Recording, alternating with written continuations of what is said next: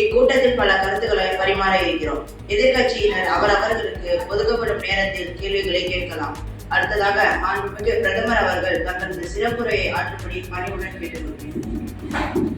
கூட்டத்திற்கு வருகை தந்திருக்கும் பேரவைத் தலைவர் அவர்களுக்கும் சுகாதாரத்துறை, கல்வித்துறை, உணவுத்துறை, விளையாட்டுத்துறை, நிதித்துறை, செல்வத்துறை, மின்சாரத்துறை மற்றும் எதிர்கட்சி தலைவர்கள் அனைவருக்கும் என் முத்தான முதற்கண் வணக்கத்தை தெரிவித்துக் கொள்கிறேன். இதனால் இவர் முடிக்கும் என்றாய்த்து அதனை அவர் கைவிடல் என்ற குரலுக்கு இணங்க அவர் திறமைக்கு ஏற்றவாறு நமது அமைச்சரவை பணியினை பிரித்துக் கொடுத்திருக்கிறோம்.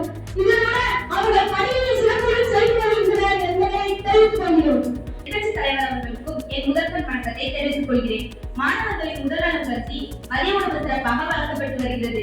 தினமும் முட்டை வழங்கப்படுகிறது. கொண்டைக்கடலை, பயிறு மற்றும் உருளைக்கிழங்கு வாரம் முழுவதும் மாற்றி மாற்றி வழங்கப்படுகிறது. மாணவர்கள் வரிசையாக சென்று சாப்பாட்டை வாங்கி மரத்தடியில் ஒழுங்காக அமர்ந்து சாப்பிடுகிறார்கள் என்பதை மகிழ்ச்சியுடன் தெரிவித்துக் கொள்கிறேன்.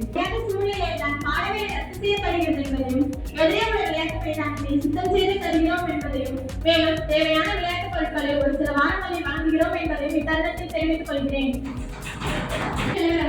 மதிய உணவு சாப்பிட்டு மாணவர்கள் சுத்தம் செய்வதில்லை, மேலும் உணவினை வீணடிக்கிறார்கள் என்பதை தெரிவித்துக் கொள்கிறேன். அது மட்டுமல்லாமல் சாப்பிட்ட தட்டுகளை சுத்தம் செய்யாமல் தூக்கி வீசிவிட்டு செல்கிறார்கள் என்பதை ஆதாரத்துடன் தெரிவித்துக் கொள்கிறேன். பேரவைத் தலைவர் அவர்களே, ஒவ்வொரு வகுப்பறையிலும் 3 மின்விசிறிகள் 3 மின்விளக்குகள் குறைவில்லாமல் வழங்கப்பட்டுள்ளது. மேலும் பழுதான மின்விசிறிகள் மின்விளக்குகளை உடனடியாக பழுது பார்க்கப்பட்டு தருகிறோம் என்பதை இத்தருணத்தில் மகிழ்ச்சியுடன் தெரிவித்துக் கொள்கிறேன்.